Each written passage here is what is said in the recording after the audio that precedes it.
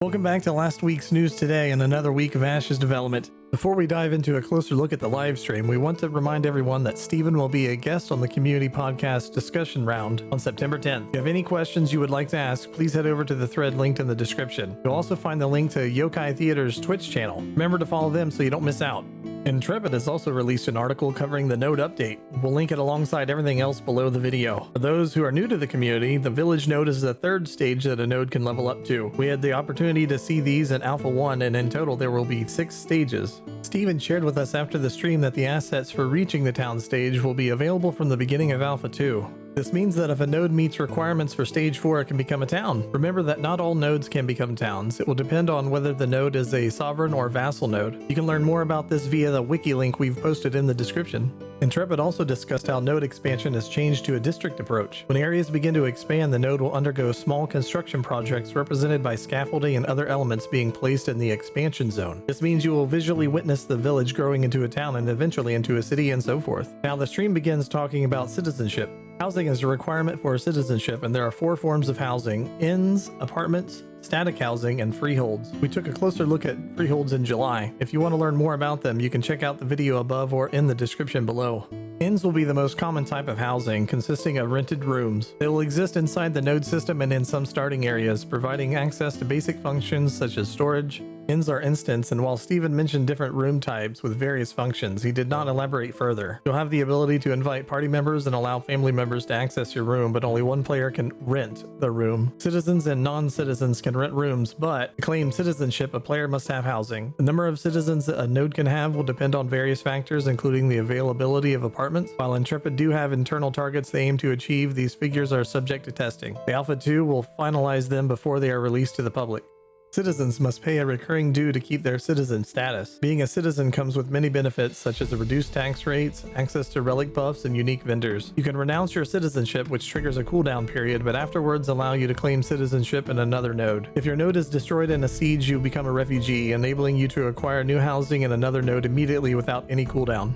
Next, they spoke on Mayorship. Not only can nodes have different stages, but they can also have different types: scientific/academic, economic, divine, and military. If you want to become the mayor of a node, you need to win an election. Different node types have unique methods for elections. For example, scientific is ranked choice popular vote, divine is PvE based favor competition, economic is a blind bid auction, and military is trial by combat. For the military election, citizens can pledge support to a participant in the trial of combat. The trial may involve a series of open-world PvP objective-based combat events within the node proper. Contestants and their supporters can participate in groups. The contestants who earn the most points will be elected mayor. Mayors can design a flag for the node using an in-game editor with a choice of emblems and other details. Just a little reminder for those who may not know. Mayors won't be the only role with node powers. There will be different seats within a node, each carrying out various responsibilities. It also looks like we'll find out how guild masters and mayors will collaborate in the future. Next, they went over mandates. Citizens can express their support for mayor actions through a mandate system. If citizens participate in various activities such as policy votes, construction, contribution, mayoral mission, mayoral, caravan, node war,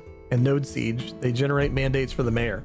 Mandate energy may be required for mayoral tasks such as taxes, bypassing policy vote, initiating constructions, building expansions, certain policies, and certain mayoral commissions. Mandates are tied to the mayor. If the mayor loses the next election, the new mayor will not inherit the previous mayor's mandates. The total pool is reset to default. Next is mayoral commissions, which can be completed by both citizens and non-citizens. Node commissions are procedurally generated, whereas mayoral commissions are manually selected by the mayor. They are a simple type of quest with a singular objective, and they are a time-limited mayoral type commission that can be initiated by the mayor. The node reward will be based on the amount of players that complete it. Rewards such as commodities, node-to-node reputation, mandates, and temporary buffs to buildings or zones. They will cost gold from the treasury for the mayor to initiate. The node will gain access to new commissions based on node type, location, and building choices, while players will receive experience, node rep, node currency, and other miscellaneous rewards.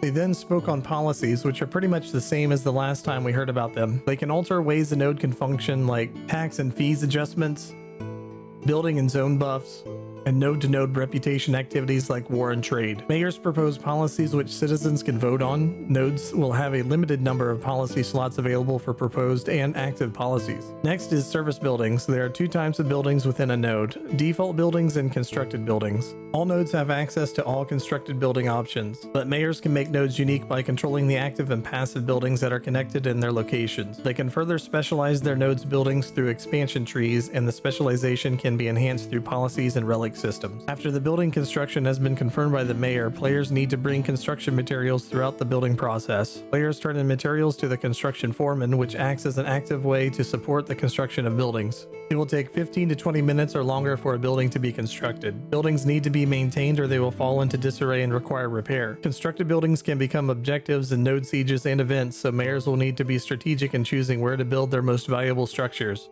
These buildings can be destroyed, leaving an empty plot for rebuilding. Mayors can demolish or downgrade buildings, but this will require a mandate cost and a player buy-in vote.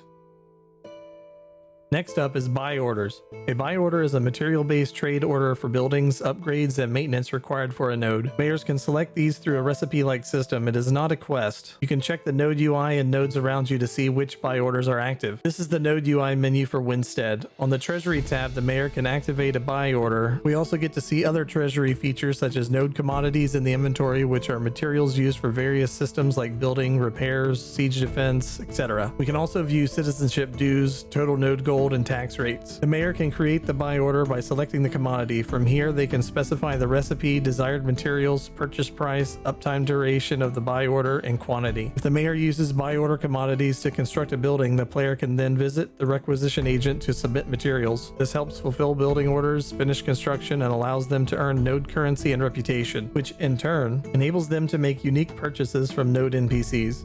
We got a small peek at the crafting windows for armor smithing and weapon smithing. It's great to see so many options already.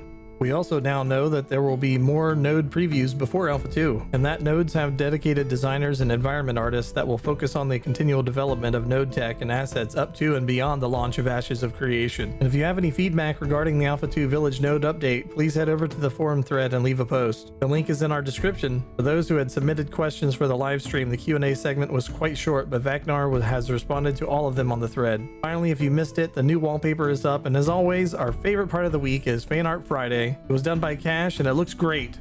That's it. See y'all next week.